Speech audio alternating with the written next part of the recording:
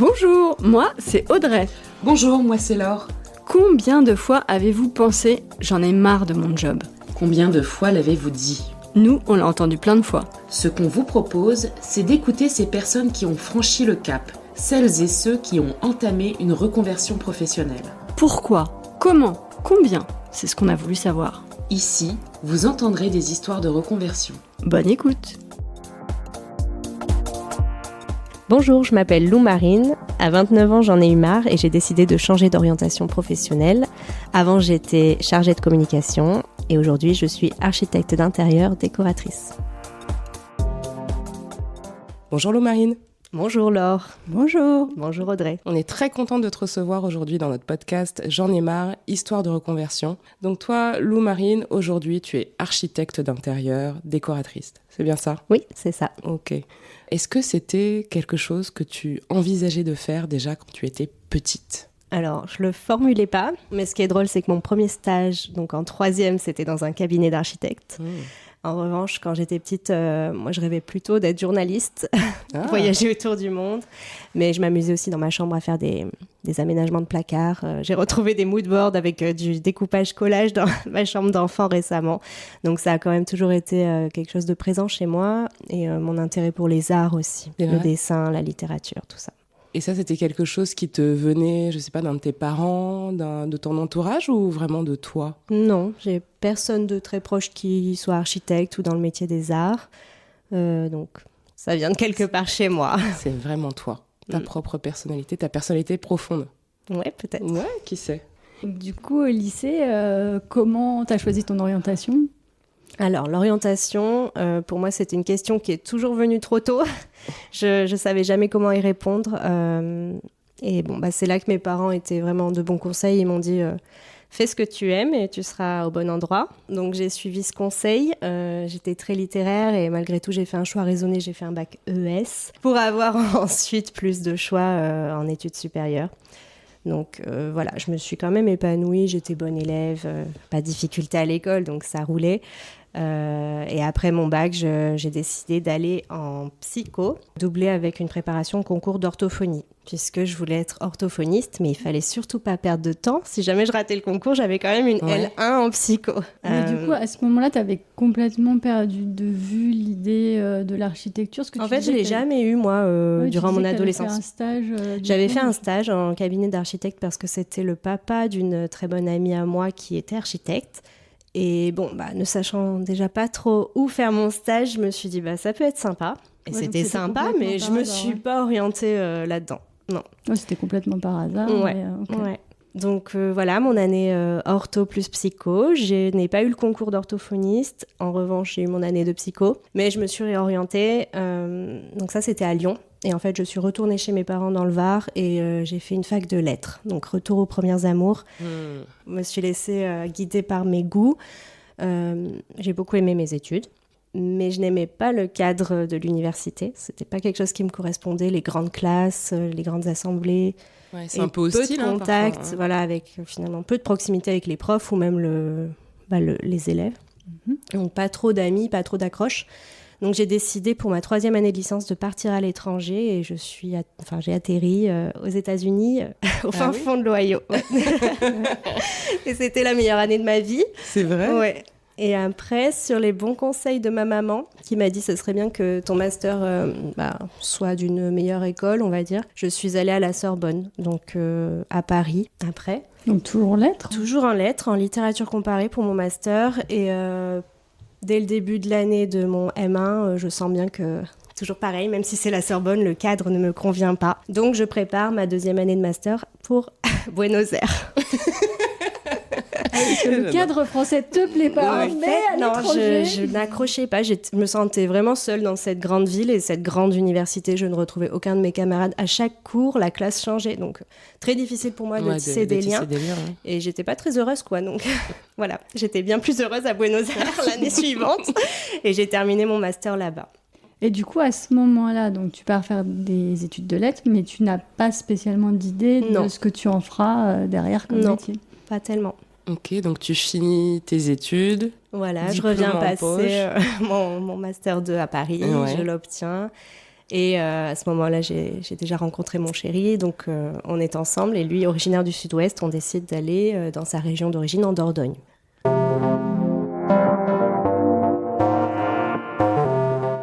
Pour moi, c'était un petit peu le désert au niveau des offres d'emploi. Je suis allée chez France Travail. Et non, au bout de 6 mois de chômage, on a décidé de déménager à Biarritz. Et là, j'ai eu mon premier petit emploi dans une mini maison d'édition. Donc j'étais couteau suisse là-bas. Mais c'était hyper formateur. Je pouvais faire autant de la rédaction d'articles que de la traduction, que de la préparation d'interviews, du montage vidéo. Ah oui, c'était hyper diversifié. Hyper diversifié. En revanche, voilà, toute petite boîte tenue par un auto-entrepreneur et qui n'avait pas les moyens de se payer quelqu'un sur le long terme. Ouais.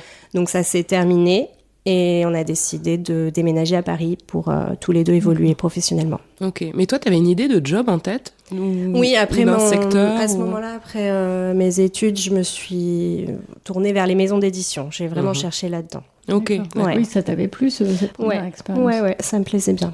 Donc vous arrivez à Paris. On arrive à Paris, lui décroche son job avant moi. Et moi, au bout de 2-3 mois, je décroche mon premier vrai emploi, on va dire, en tant que chargée de communication, donc dans un grand groupe bancaire. Ok. Ah oui, on n'est pas tout à fait dans la maison d'édition. On n'est pas dans la maison d'édition. Mais le poste était super intéressant. Ok. D'accord. Qu'est-ce que tu faisais là-bas ? Alors, moi, j'étais dans l'équipe communication interne et externe, plus communication du dirigeant. Donc, ce qui me plaisait, et à la fois la gestion de projet, parce que je suis quelqu'un quand même d'assez organisé. Pour moi, gérer un projet de A à Z, c'était pas un problème. Je le fais naturellement. Et communication interne et externe, on était amené à rédiger aussi quelque part. Je m'y retrouvais là-dedans, soigner les messages. C'était aussi un environnement bilingue, donc je pouvais mettre à profit mes compétences en anglais. Voilà. Ouais, d'accord. Donc tes études t'ont servi là pour le coup. Mes études m'ont servi, même si j'étais pas étudiante en com. Oui, t'as quand même la partie rédactionnelle qui était quand même. J'imagine que t'as pas mal rédigé quand t'as fait tes études. Donc c'est quelque chose que t'as retrouvé. Oui. Ok, ça marche. Ouais. Et t'avais quel âge quand t'as eu ce premier vrai job ? 2018. Ok, c'était il y a 7 ans. 92, 2018. Je crois que tu avais 26 ans. Voilà, c'est ça. Donc, j'avais 26 si mes calculs ans. sont bons.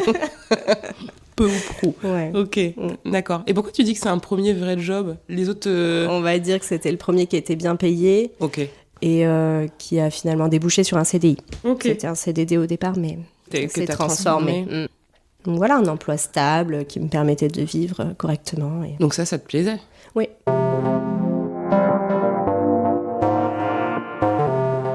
Tu vois, je veux en venir, Lou Marine, ça te plaisait. Mais alors, qu'est-ce qui s'est passé ? Déjà, tu restes combien de temps ? Oui. Tu évolues au sein de la structure ? Alors, moi, j'évolue pas, mais la structure évolue beaucoup. Ouais.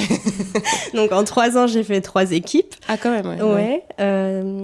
L'émission, après, je m'y retrouvais assez. À chaque fois, je pouvais convertir. Ce qui ne m'a pas plu, et ça, je le savais en fait presque dès le départ, c'était la grande entreprise, le grand groupe. Je m'y retrouvais pas.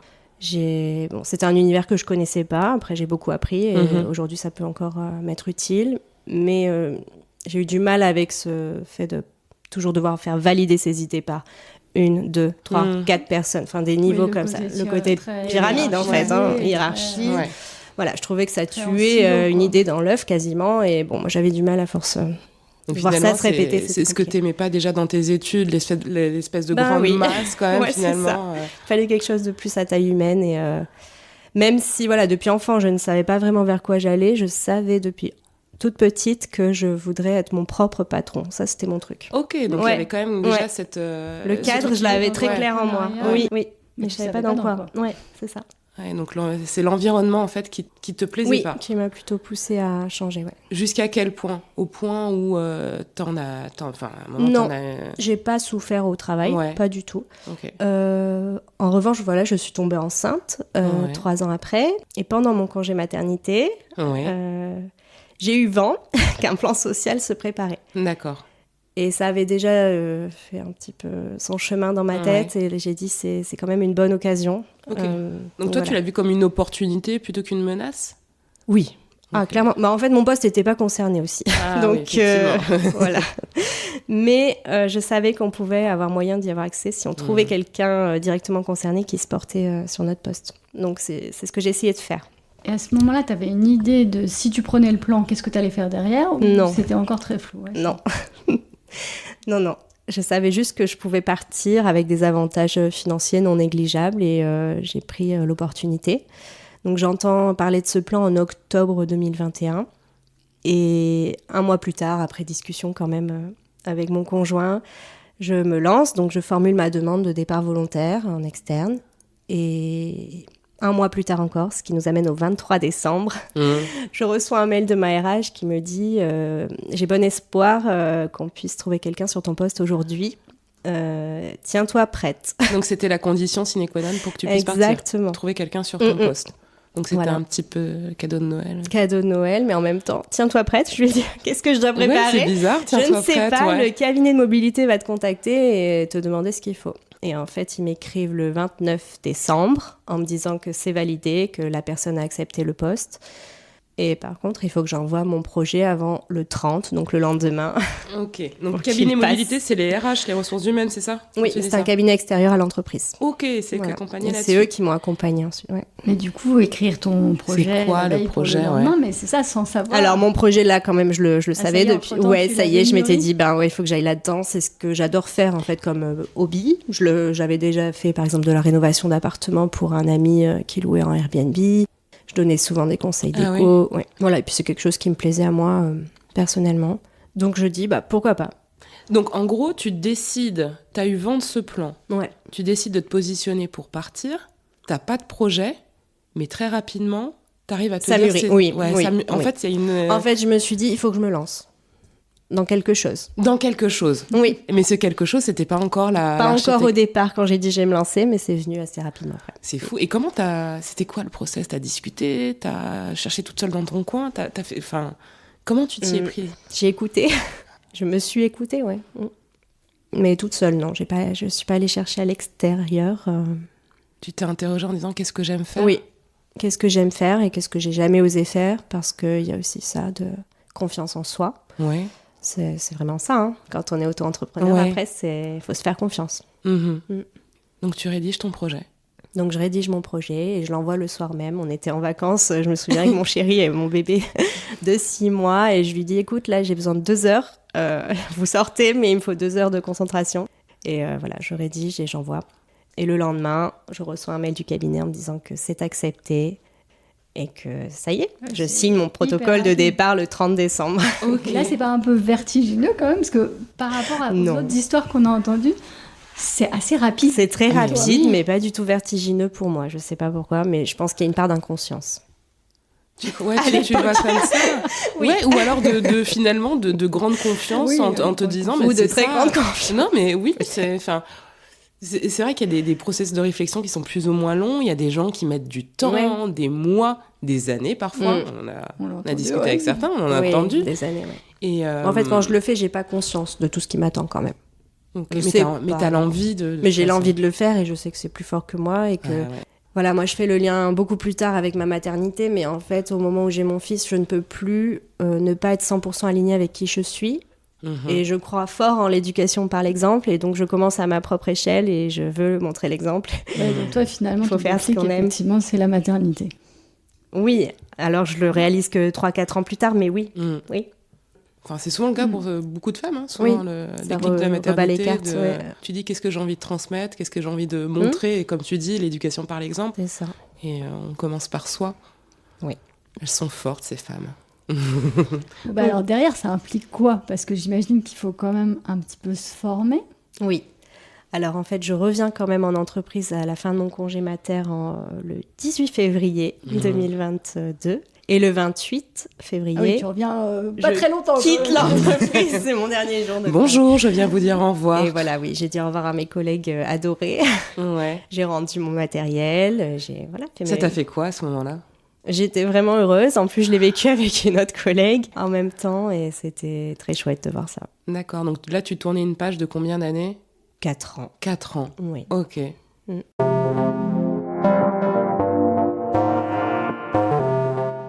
Ok, donc tu quittes l'entreprise. Je quitte l'entreprise et début mars commence mon accompagnement avec le cabinet de mobilité. Ça enchaîne. D'accord, parce que dans le package, très rapide là aussi. Un accompagnement. Oui. Donc, aide à structurer juridiquement son entreprise, rédiger son business plan, rédiger son offre, aller réseauter, développer son réseau, des formations sur l'administratif, la compta. Et c'était... il se structurait comment l'accompagnement? C'était des réunions Des réunions en visio, oui. Des points programmés régulièrement. Hebdo, comment c'était? Je crois que c'était mensuel. Mensuel, si je me souviens bien, mensuel. Et à chaque fois, quelque chose à faire pour la prochaine fois. Ça m'aide à cadrer, en fait, le projet encore plus solidement, on va dire. Et en mai, donc 2 mois plus tard, j'ai trouvé ma formation et je débute. C'est une formation 100% en ligne, donc je la fais à mon rythme. Et moi, il me faudra 9 mois pour la faire. Un bébé. Le temps d'un bébé. Ton deuxième bébé. Deuxième 9 mois. Voilà. Et je crée mon entreprise parce que j'ai une première demande de clients. D'accord. Ok. Donc, premier projet en février. Je trouve 2023. que c'est toujours difficile de trouver des formations, parce qu'il y a quand même une offre qui est assez incroyable. Comment tu t'y es prise, toi? Tu t'es fait accompagner là-dessus par ce même cabinet ou tu as cherché toi-même? Alors, j'ai eu les deux, oui. J'ai eu des propositions par le cabinet, mais qui ne me correspondaient pas. Et celles que j'ai faites, je les trouvais moi-même sur Internet, tout simplement. Ouais, tout simplement. Ouais. Okay. Donc, c'était une formation assez courte, oui, tu disais 9 mois. Alors moi je l'ai faite sur 9 mois, certains mettent 3 ans. C'est long quand même, c'est court, c'est long, ça dépend. Tout dépend le temps qu'on a à y allouer, puis surtout ça inclut un vrai projet, donc moi j'avais une maison entièrement à refaire, suivie par l'école, mais voilà, c'est un cas d'école et hyper intéressant, mais c'est un peu long quoi.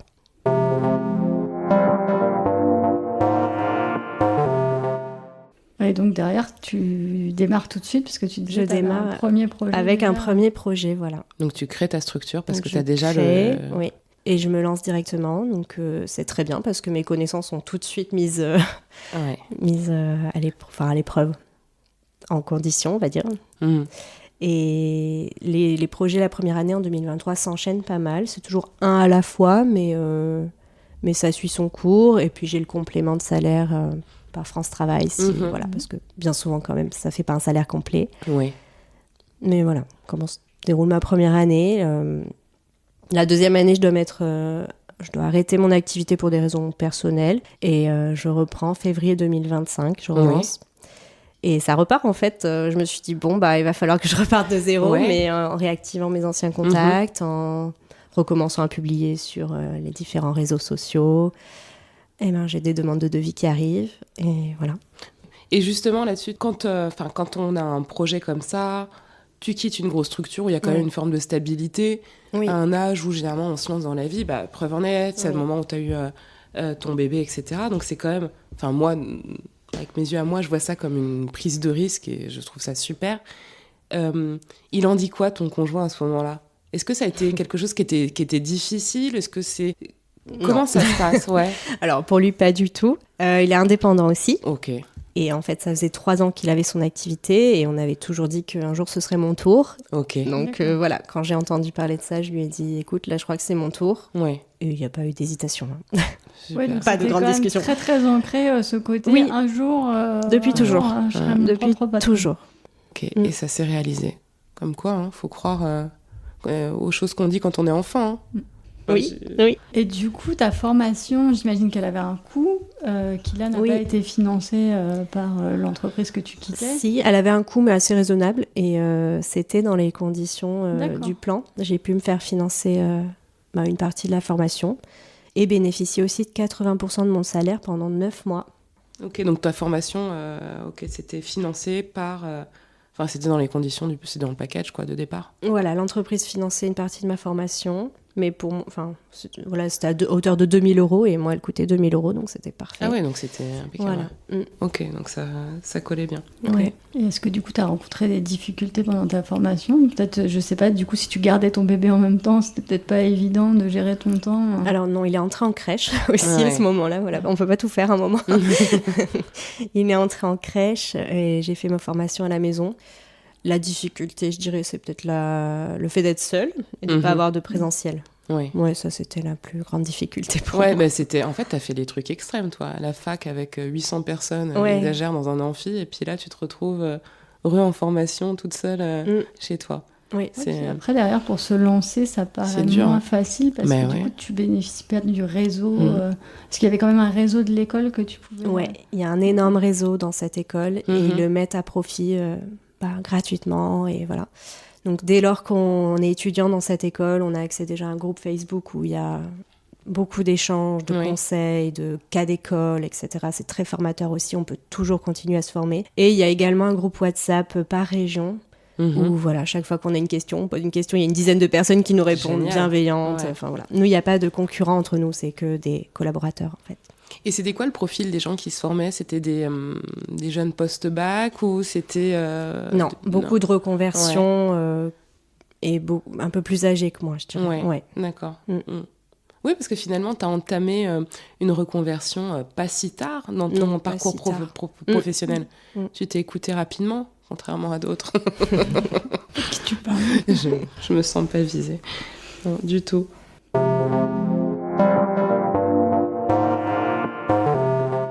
Est-ce qu'il y a des liens que tu peux faire entre ton ancien job de chargé de com et aujourd'hui ce que tu fais ? Des compétences que tu as pu acquérir ou en tout cas... mettre à profit dans ton ancien job et qu'aujourd'hui, tu utilises ? Oui, je pense que déjà en entreprise individuelle, toutes les compétences qu'on a acquises jusqu'au jour où on se lance, elles peuvent être mises à profit. Enfin, c'est des compétences juste de savoir-être, de relationnel. Tout ça, bien sûr, on l'utilise tous les jours. Après, en compétences plus techniques, la communication. Ouais. Mais je mets un petit bémol parce que c'est beaucoup plus difficile de faire sa communication pour soi que de la faire pour quelqu'un d'autre. Et je ne suis pas un bon exemple, en fait, en communication aujourd'hui. Et pourquoi ? Parce que du coup, tu n'y passes pas autant de temps. Parce qu'en fait, c'est pas le cœur de mon métier. Et quand je suis concentrée sur un projet, j'ai pas du tout envie de faire la com du projet. Ouais. Pas du tout. Voilà. Alors avant, je rebâchais les oreilles de mes amis qui disaient « Mais tu devrais faire ci, ça, ça. » Ouais, mais en fait, c'est... Non. Il faudrait que tu aies un chargé de com pour toi, qui fasse ta propre com. Et toi qui aimes bien écrire, du coup, ça te manque pas dans ton job ? Non, j'écris toujours pour mon plaisir, mais non, ça me manque pas. Et puis j'ai le dessin. En fait, moi, j'aime beaucoup la main, le stylo, le crayon. Donc j'ai le dessin. Aujourd'hui, je fais mes plans à la main. Je les fais pas à l'ordinateur. Ah, ok. D'accord. Et c'était aussi un parti pris de la formation que j'ai fait. De pouvoir dessiner. Ils prônent le dessin à la main, ouais. Ils disent qu'on va bien plus vite qu'à l'ordinateur et que c'est hyper aidant, en fait, quand on est en rendez-vous client, de pouvoir tout de suite dessiner un croquis, délivrer une image, alors que, voilà. Mais oui, je n'avais pas pensé à ça, mais oui, effectivement.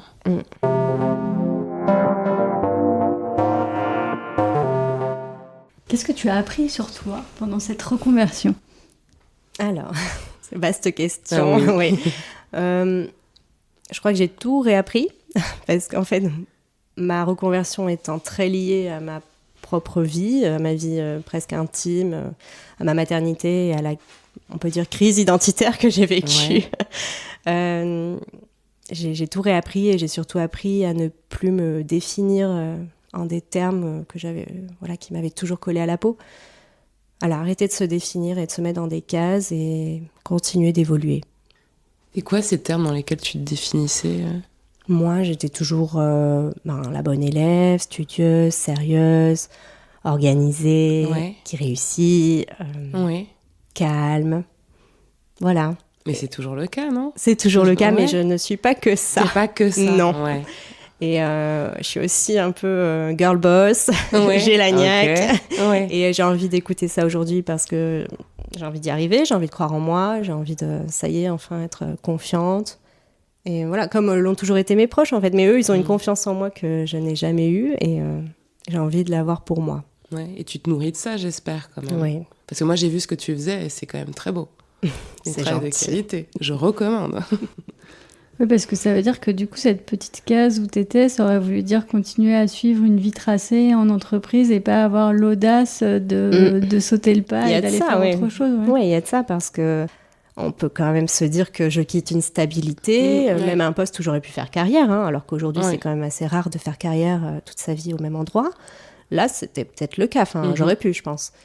Mais non, voilà, pour autant, mes proches, pas du tout inquiets. Même mes grands-parents m'ont dit, c'est bien ma fille, vas-y. Ah ouais. Ouais, t'as vraiment eu le soutien familial. Aucune inquiétude de leur part et ça m'a confortée. Est-ce que pour toi, c'était, tu le définirais comme un processus douloureux ? C'est la question qu'on me pose à chaque fois, parce que pour certains, c'est compliqué, c'est...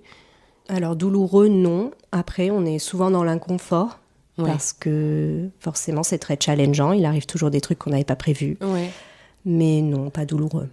Parce que financièrement, une reconversion aussi, ça peut être aussi douloureux à ce niveau-là, tu vois, dans une stabilité ça amène du stress. Ouais, ça, je peux pas le nier. Oui. Il y a du stress par rapport à l'insécurité financière, en tout cas pour ma part. Ouais.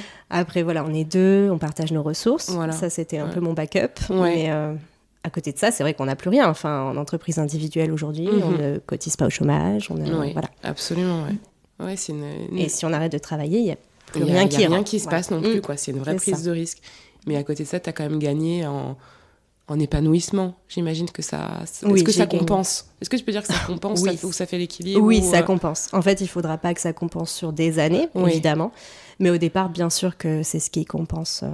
Alors justement, qu'est-ce que tu as gagné ? Est-ce que c'est l'équilibre vie pro, vie perso ? C'est être plus aligné avec tes valeurs ? Un peu tout ? Un peu tout, oui. Puis moi, je n'ai jamais...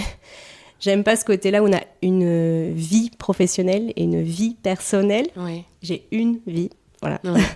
Et aujourd'hui, c'est ça. Et mon équilibre, c'est moi qui le donne. Et parfois, je peux travailler un projet à 22h et ça ne me dérange mais pas du tout parce que je suis heureuse de le faire. Oui, et puis peut-être parce que tu as dégagé du temps aussi pour faire autre chose aussi. Exactement. Moi, j'ai le bonheur d'aller chercher mon fils à l'école tous les jours, donc je m'arrête à 17h et c'est OK. Et si j'ai envie de reprendre une fois qu'il est couché, c'est OK aussi. Et voilà, c'est ça mon équilibre. Et tant que ça me va, c'est tout bon. C'est bien d'entendre ça.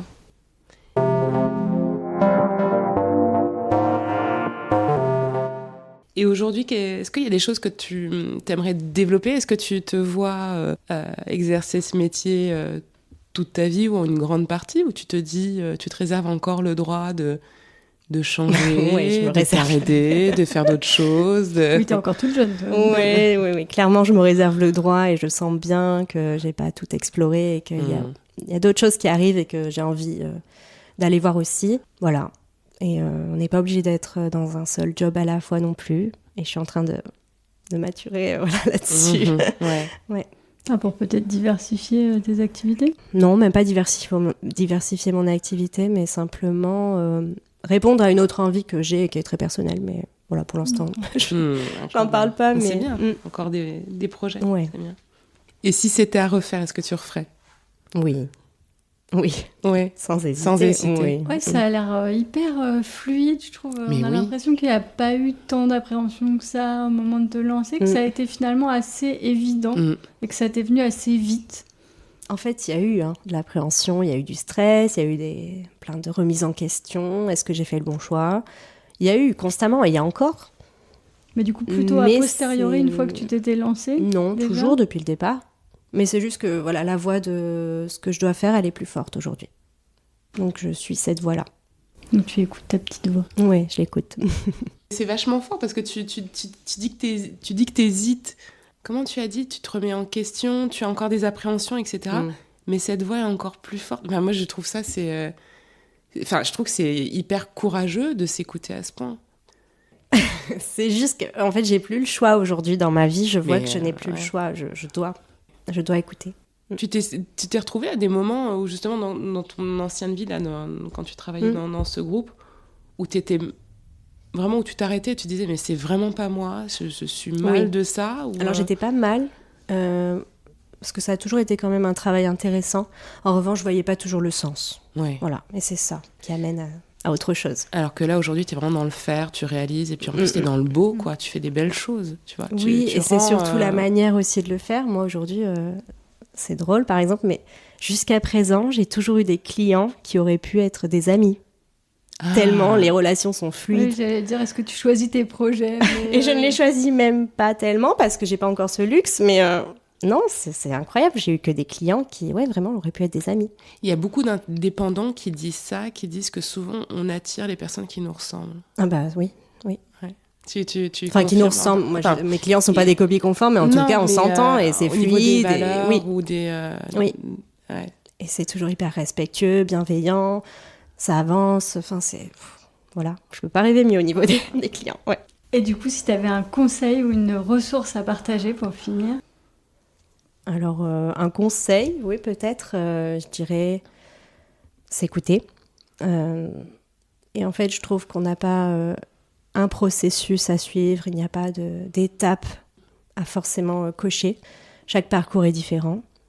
Et par exemple, ce que j'ai travaillé avec le cabinet de mobilité ne m'a pas du tout servi par la suite. Je n'ai jamais rouvert le classeur, mais c'est pas grave, ça m'a aidé à avancer.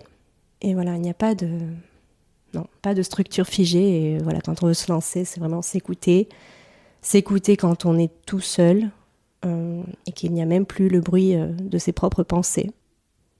S'écouter. C'est un beau conseil. Oui.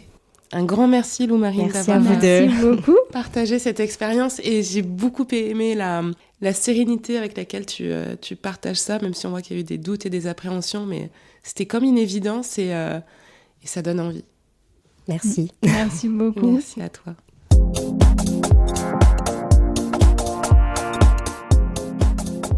Nous espérons que vous avez apprécié ce moment autant que nous. Si vous avez aimé l'épisode, n'hésitez pas à laisser une note positive et un commentaire sur votre plateforme d'écoute préférée. Et parlez-en autour de vous. Et si vous souhaitez partager votre histoire de reconversion, écrivez-nous. Merci pour votre écoute. À très bientôt pour un nouvel épisode.